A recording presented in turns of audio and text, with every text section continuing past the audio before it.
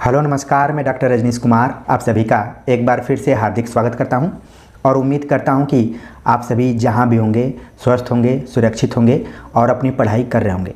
और जिस भी परीक्षा की तैयारी आप इस चैनल से जुड़कर कर रहे होंगे उसमें लगातार ये चैनल आप सभी का सहयोग कर रहा होगा और आपको लग रहा होगा कि जहाँ भी हम अपना कीमती समय दे रहे हैं वहाँ से हमें ज्ञान प्राप्त हो रहा है।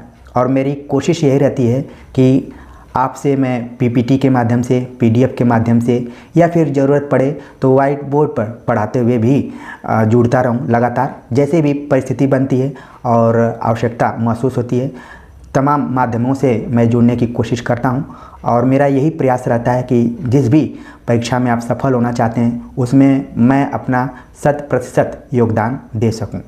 बीच बीच में कई बार अनुभव भी शेयर करने का मन करता है और आप टेलीग्राम चैनल में जुड़े होंगे तो वहाँ पर कहानियों के माध्यम से, अपने संस्मरणों के माध्यम से मैं तमाम आपको कहानियाँ सुनाता रहता हूँ। आज मुझे लगा कि आपको मौखिक तरीके से एक यात्रा करवानी चाहिए और ये यात्रा शब्दों के माध्यम से पूरी होगी और मैं उम्मीद करूँगा कि आखिर तक आप सभी इस यात्रा से जुड़े रहेंगे और उस अनुभव का लाभ उठाएंगे। वैसे तो आपने जेएनयू के ऊपर कई सारी वीडियोज़ यूट्यूब चैनल्स पे देखी होगी, लेकिन आज मैं जिस चीज़ पर बातचीत करने जा रहा हूँ वो एक तरीके से अनोखा अनुभव हो सकता है कि जेएनयू के क्लासरूम में किस तरीके से पढ़ाई होती है और उस क्लास में ज़्यादातर बच्चे किस एरिया के सिलेक्टेड होते हैं या फिर जो स्टूडेंट्स होते हैं उनका स्तर क्या होता है, क्लासरूम किस तरीके का होता है, पेपर्स किस तरीके से होते हैं और एग्ज़ाम एंड सेम जिसको कहा जाता है वो किस तरीके का होता है, जो कि पूरा CIL सेंटर पर आधारित होगा। जितने भी नए बच्चे अभी वहाँ पर प्रवेश लिए हैं उनको भी इसका लाभ मिलेगा और जो भी बच्चे अभी जेएनयू की प्रवेश परीक्षा की तैयारी कर रहे हैं या फिर PhD करना चाहते हैं उनके लिए भी ये अनुभव काफ़ी काम में आने वाला है। वैसे तो मैंने अपना ग्रेजुएशन BHU से किया था और बीच बीच में जब भी तुलना करने का मौका मिलता है तो मैं जेएनयू की तुलना BHU से ही करता रहता हूं, क्योंकि यही दोनों जगह का अनुभव रहा है।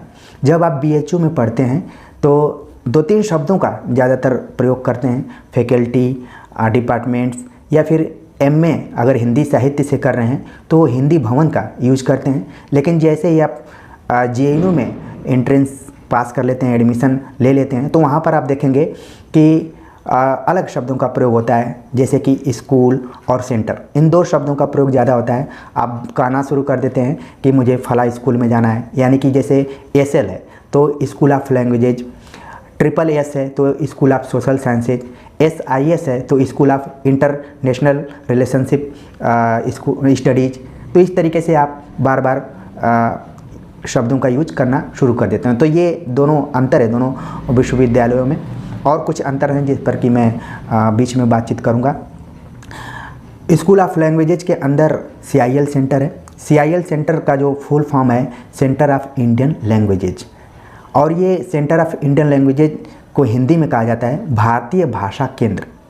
इसकी जो नींव थी नामवर सिंह ने डाली और आप देखेंगे कि यहाँ पर 3 लैंग्वेजेज पढ़ाई जाती हैं, 3 भाषाओं का अध्ययन कराया जाता है और ये तीनों भाषाएं एक दूसरे के प्रतिस्पर्धी हैं, हिंदी, उर्दू, तमिल।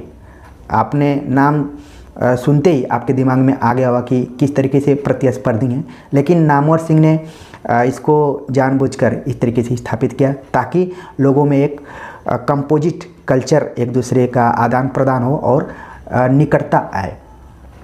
तो इस उद्देश्य से इस सेंटर की स्थापना की गई थी और यहाँ पर जो ज़्यादातर सेलेक्टेड बच्चे होते हैं, आप देखेंगे कि BHU से जाने वालों की संख्या कुछ ज़्यादा ही होती है। इसके बाद DU से बच्चे रहते हैं, इलाहाबाद यूनिवर्सिटी, गोरखपुर यूनिवर्सिटी से ढेर सारे बच्चे जाते हैं।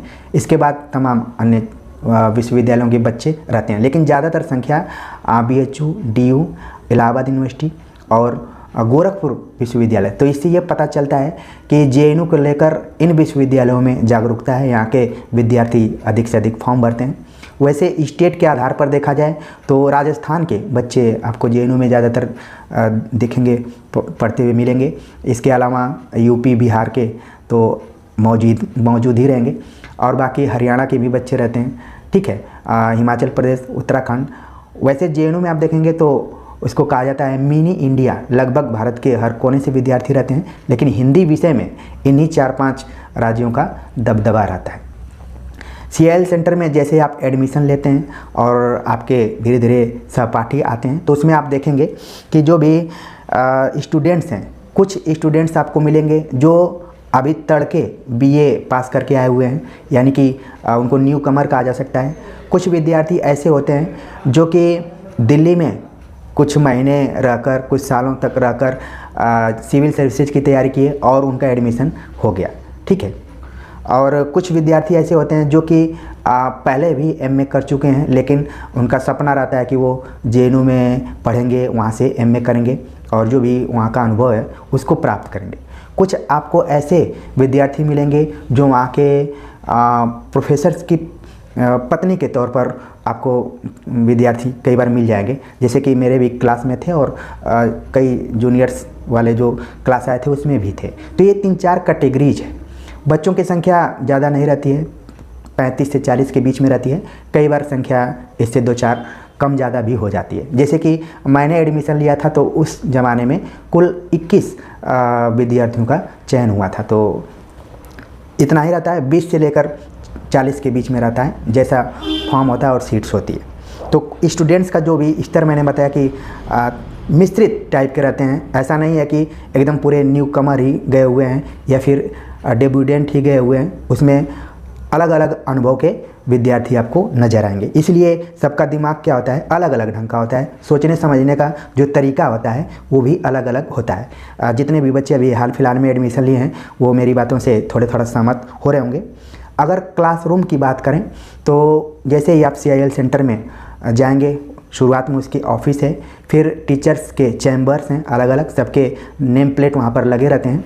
फिर गली नुमा है, गली में आप जाएंगे तो MA की पढ़ाई जो होती है, मास्टर ऑफ आर्ट्स हिंदी की पढ़ाई रूम नंबर 19 में हुआ करती थी। और रूम नंबर 19 हमारे लिए काफ़ी अच्छा रहा और उसमें जो भी बैठने की व्यवस्था है काफ़ी VIP टाइप की है। उसकी जो कुर्सियाँ हैं, उसके जो टेबल हैं बहुत ही अच्छे हैं और लगभग 40-50 विद्यार्थी आराम से उसमें बैठ सकते हैं और इतने की क्षमता एडमिशन की भी होती है।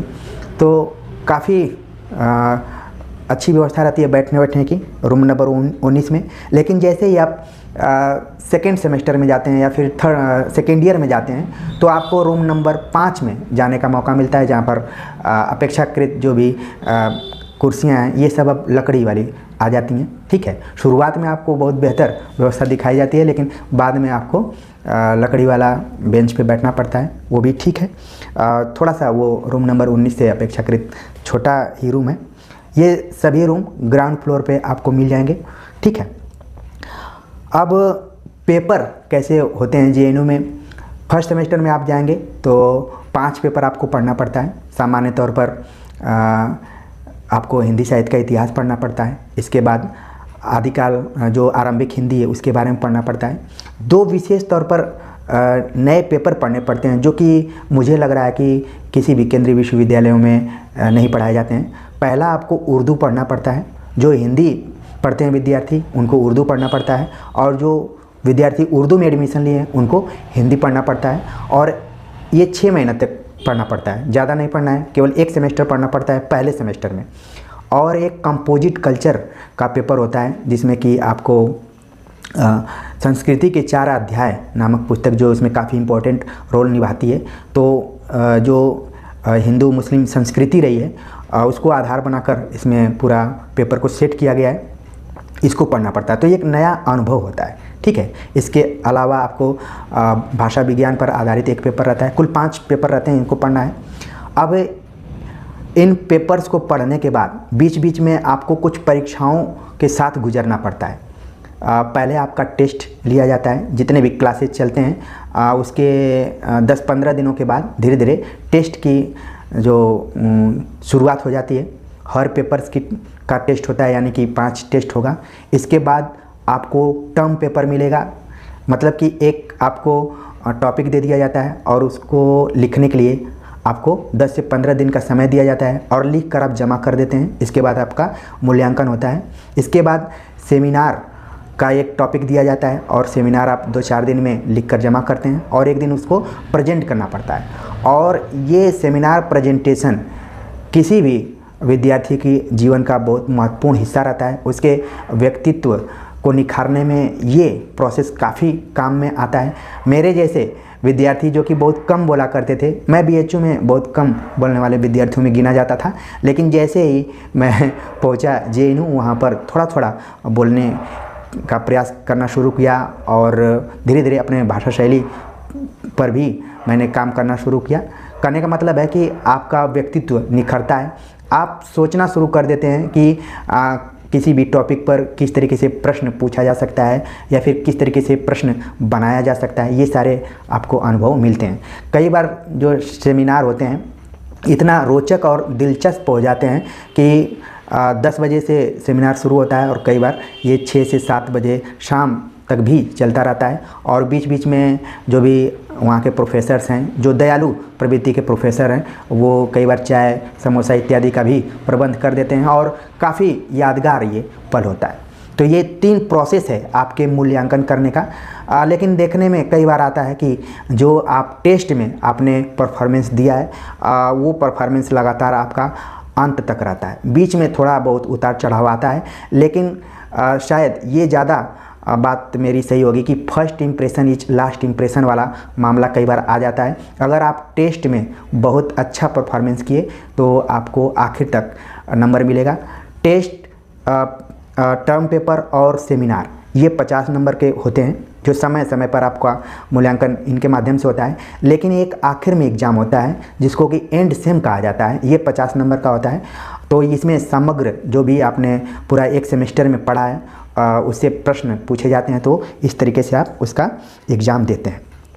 ठीक है, तो ये इस तरीके से क्लासरूम में पढ़ाई होती है और लगातार अलग अलग प्रवृत्ति के आपको विद्यार्थी मिलेंगे।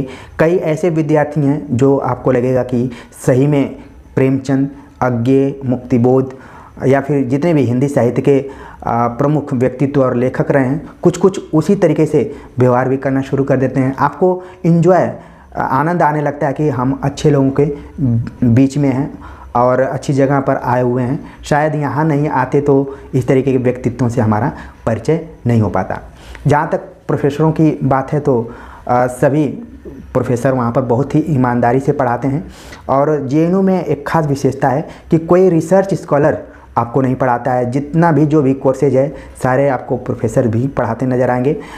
लेकिन आप बीएचयू में देखेंगे तो कई बार रिसर्च स्कॉलर पहुंच जाते हैं ग्रेजुएशन के कक्षाओं में भी। और ये खुद का मेरा भी अनुभव रहा कि मुझे भी कई रिसर्च स्कॉलर पढ़ाने आए थे।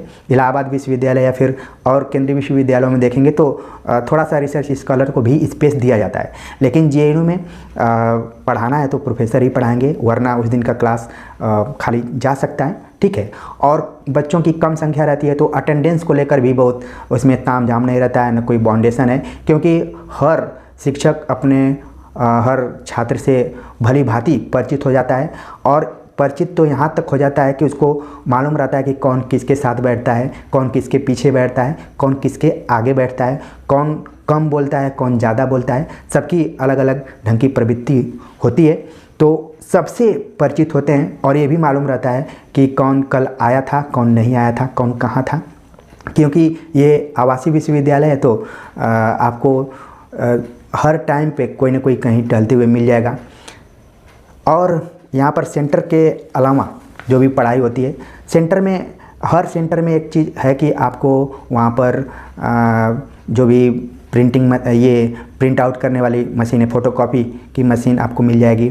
आपको अगर चाय इत्यादि पीना है तो कैंटीन हर सेंटर में आपको मिल जाते हैं। तो बहुत सारी सुविधाएं हैं। अगर आप यहाँ पर पढ़ना चाहते हैं तो आराम से एडमिशन लेके पढ़ सकते हैं। आप किसी चीज़ की तैयारी भी करना चाहते हैं तो कर सकते हैं। बहुत सारे विद्यार्थियों का ये कमेंट्स आता है कि क्या हम वहाँ पर सिविल सर्विसेज की तैयारी कर सकते हैं कि नहीं कर सकते हैं, तो इस पर मैं अलग से बात करूँगा।